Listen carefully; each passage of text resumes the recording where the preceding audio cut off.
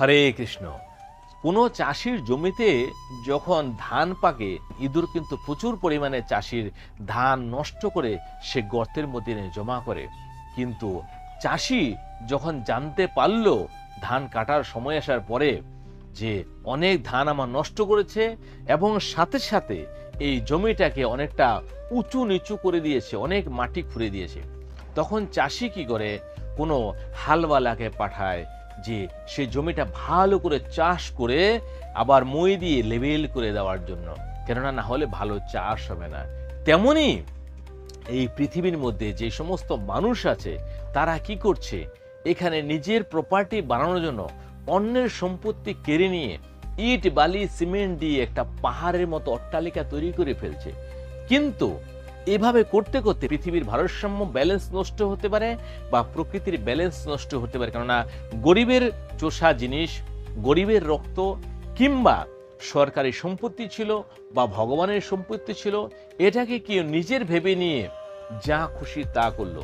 কিন্তু যখন এটা ভগবান জানতে পারে, তখন ঠিক সেই চাষির মতোই যে হালওয়ালাকে পাঠিয়ে দিল জমি লেবেল করার জন্য, তেমনি ভগবানও এমন কোনো দূত পাঠিয়ে দেয় যে সেগুলো জেসিবি দিয়ে বা বুলডোজার দিয়ে সেগুলোকে লেবেল করে আবার পৃথিবী যেমন সমতল ছিল সেই সমতল বানিয়ে রাখার জন্য। এবং সেই ইঁদুরের অবস্থা কেমন হতে পারে, সে যদি গর্তের ভিতরে থেকে যায়, নষ্ট হয়ে যায় যখন তার ঘর ভেঙে দেয় কেউ।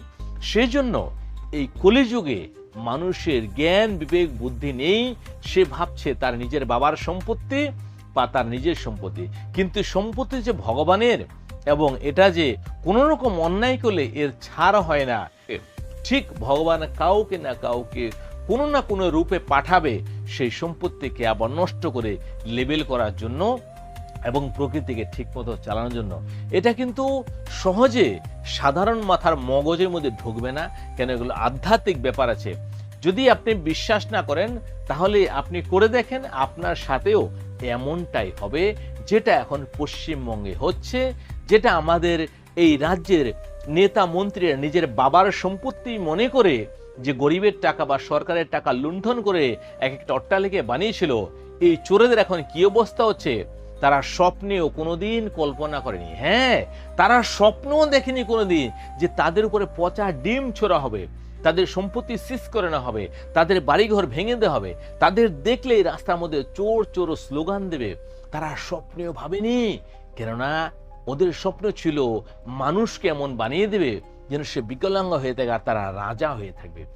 কিন্তু ভগবানের ঘরে কোনোদিন অন্যায়কে প্রশ্রয় দেওয়া হয় না, অন্যায়ের বিচার অবশ্যই করবেন, কিন্তু যতদিন তার সেই আগের পুণ্য ফল নষ্ট না হবে। পুণ্য ফল নষ্ট হওয়া পর্যন্ত এই পাপের বোঝা ওরা বাড়াতে থাকে এবং পুণ্যের খাতা শেষ, এবার পাপের খাতা খুলল মানে তার জীবন ধূলিসাৎ হয়ে যায়। এটাই আমাদের শাস্ত্র বলছে। হরে কৃষ্ণ হরে কৃষ্ণ।